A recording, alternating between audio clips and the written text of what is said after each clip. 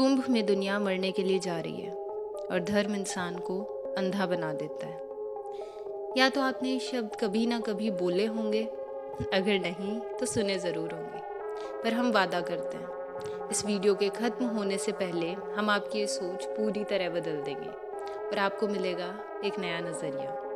तो आज हम बात करेंगे कुंभ से जुड़े सनातन श्रद्धा और साइंस की। कुंभ से जुड़ी बहुत सी कहानियाँ हैं, जिनमें से एक जो कि सबसे ज़्यादा प्रचलित है वो कहानी ये है कि विष्णु जी के कहने पर सुर और असुर यानी कि देवता और असुर अमृत से भरे कुंभ यानी कि कलश को पाने के लिए जाते हैं और वो वसुकी नाग को मंडारा पर्वत पर बांधकर समुद्र मंथन शुरू करते हैं। सालों बाद मंथन सफल होता है और अमृत की प्राप्ति होती है। अमृत के लिए असुर और देवताओं के बीच महायुद्ध होता है। इस दौरान इंद्र के पुत्र कुंभ लेकर भाग जाते हैं और असुर उनका पीछा करते हैं। ये सब 12 दिनों तक चलता है, जो कि पृथ्वी पर 12 साल के बराबर है। इसी दौरान अमृत की बूंदें धरती पर 4 जगह गिरती हैं: प्रयागराज, हरिद्वार, उज्जैन और नासिक। और इन्हीं 4 जगहों पर कुंभ मनाया जाता है। काफ़ी लोग इस कहानी पे यकीन करते हैं और काफ़ी लोगों का मानना ये है कि कुंभ का कॉन्सेप्ट इस वक्त के काफ़ी बाद आया था।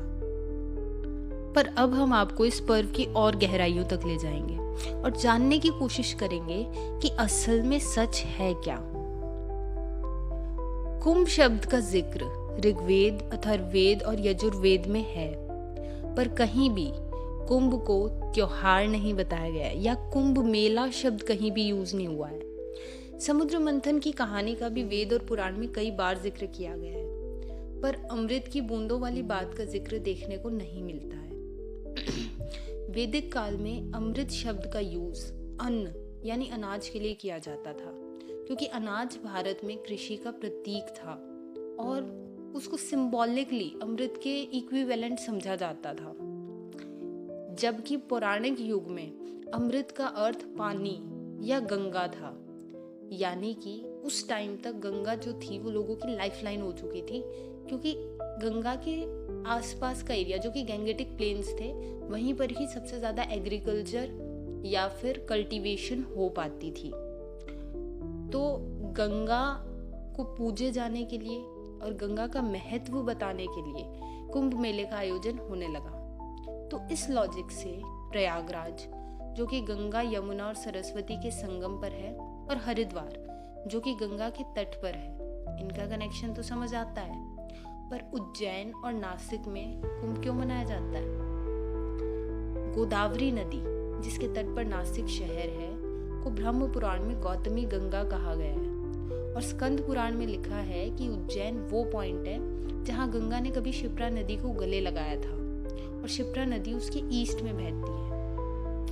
इसके अलावा एक और इन्फॉर्मेशन थी जिसने मेरा ध्यान आकर्षित किया।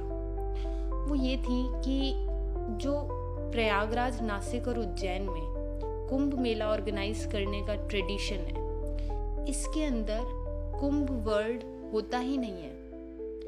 कुंभ वर्ड जो है वो एक्सक्लूसिवली यानी कि सिर्फ और सिर्फ हरिद्वार के अंदर जो फेस्टिवल सेलिब्रेट किया जाता है उसके लिए होता है। नासिक और उज्जैन में इसे सिमहस्था कहा जाता है, ना कि कुंभ। सिमहस्था वर्ड का क्या मीनिंग है? क्योंकि जिस वक्त ये इवेंट नासिक और उज्जैन में सेलिब्रेट किया जाता है उस वक्त जुपिटर आपका सिंह राशि में होता है, इसीलिए ऐसा माना जाता है। पुराणों से हमें ऐसा आइडिया लगता है कि जो कुंभ वर्ड है या कुंभ पर्व का जो नाम है वो एक ऐसे ऑस्पिशियस ओकेशन से डिराइव हुआ है जो सिर्फ हरिद्वार में होता था, हर 12 साल के अंतराल में होता था, और उस वक्त होता था जब जुपिटर कुंभ राशि में होता था। ये सारी इन्फॉर्मेशन हमें नारदिया पुराण और भविष्य पुराण से मिलती है, जिसमें मेंशन किया गया है कि ये जो इवेंट है ये हरिद्वार के अंदर गंगा के स्नान के साथ किया जाता है। ये सारी बातें किसी न किसी तरीके से कुंभ मेले के नज़रिए से हमें गंगा की इम्पोर्टेंस बताती हैं। जो कि आज के दिन एक अनुष्ठानिक स्नान उत्सव है, जिसका पानी इंडियन हिस्ट्री के मिडाइवल पीरियड के दौरान कुंभ फेस्टिवल के अननोन राइटर्स के लिए अमृत के समान था। पर बात सिर्फ यहाँ खत्म नहीं होती। कुंभ से जुड़ी है एक काफी गहरी साइंस। सभी ऑब्जेक्ट्स जो यूनिवर्स में हैं एक दूसरे पर एक ग्रेविटेशनल फोर्स यानी कि गुरुत्वाकर्षण बल लगाते हैं। पर कौन सा ऑब्जेक्ट दूसरे ऑब्जेक्ट को अपनी ओर खींच पाएगा, ये डिपेंड करता है उन ऑब्जेक्ट्स के मास यानी वजन और डिस्टेंस यानी दूरी पर। फॉर एग्जाम्पल, एक इंसान जो अर्थ पर खड़ा है वो भी अर्थ पर एक ग्रेविटेशनल फोर्स लगा रहा है और अर्थ भी उस इंसान पर ग्रेविटेशनल फोर्स लगा रही है। पर क्योंकि इंसान का वजन कम है तो वो अर्थ को अपनी तरफ खींच नहीं पा रहा, और क्योंकि अर्थ का वजन ज्यादा है इंसान के कंपैरिजन में, तो अर्थ इंसान को अपनी ओर खींच पाती है। अब ऐसा ही ग्रेविटेशनल फोर्स मून और सन अर्थ पर लगाते हैं, लेकिन अर्थ का मास इतना ज्यादा है कि अर्थ मूव नहीं करती। पर पृथ्वी पर जो पानी है ओशियन, सीज और रिवर्स की फॉर्म में, वो मूव करता है, जिसे हम इंग्लिश में टाइड और हिंदी में ज्वार भाटा कहते हैं। हमारी बॉडी 70% पानी है, तो जाहिर सी बात है कि हम भी सन और मून की ग्रेविटेशनल फोर्स से अफेक्ट होते हैं। कुंभ की एक 12 साल की साइकिल होती है, यानी कि इन चारों शहर में कुंभ 12 साल बाद मनाया जाता है। तो इस 12 साल के पीरियड का क्या मतलब है? ये पीरियड होता है एक सोलार साइकिल का, और साथ ही जुपिटर, जो कि मास वाइज सोलर सिस्टम का सबसे बड़ा प्लैनेट है, लगभग 12 साल लेता है अपनी ऑर्बिट कंप्लीट करने के लिए।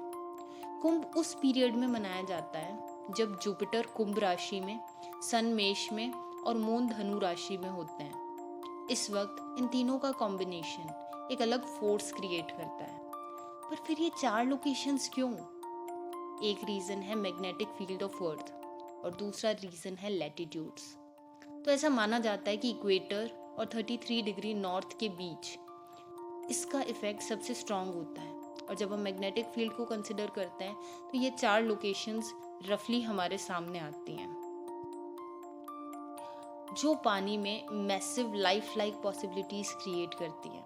और जब हमारी बॉडी किसी ऐसी लोकेशन पर है जहाँ पानी इस डायनेमिक में है, तो ये आपकी बॉडी पर बहुत असर डालता है। लेकिन इस एनर्जी को सेंस कर पाने के लिए आपका एनर्जीज के लिए रिसेप्टिव होना बहुत ज़रूरी है।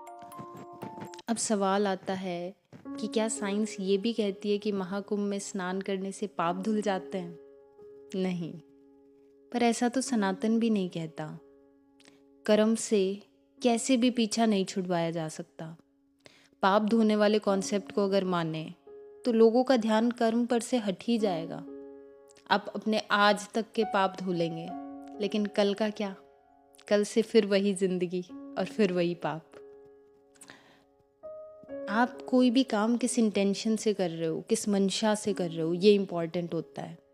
काफ़ी दुखद खबरें सुनने को मिल रही हैं, जैसे भगदड़ में लोगों की जान जाना, रेप्स होना, अंडर वाटर लोगों की वीडियोस बनना।